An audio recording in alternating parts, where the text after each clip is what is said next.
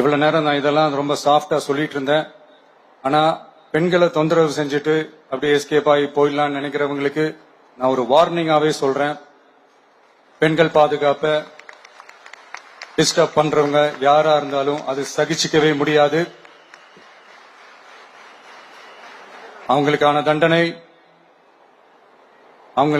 தண்டனைக்கான அந்த நடவடிக்கைகள் எல்லாமே போலீஸ் டிபார்ட்மெண்ட்ல இருந்து ரொம்ப கடுமையான ஒரு தண்டனையா இருக்கும், கடுமையான ஒரு நடவடிக்கைகளா இருக்கும். அந்த தண்டனை அவங்களுக்கான அந்த சார்ஜ் ஷீட் எல்லாமே ரொம்ப ஃபாஸ்டா ஸ்பீடா அது செயல்படுத்தப்படும். என்ன ஒண்ணு, அந்த ஸ்பீட்ல நிரபராதிகள் யாரும் தண்டிக்கப்பட்டிருக்கூடாது. இதையும் காவல் அதிகாரிகள் மைண்ட்ல எடுத்துக்கணும்.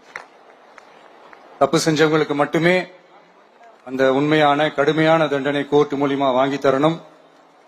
அப்பதான் அதை பார்த்து தப்பு செய்ய நினைக்க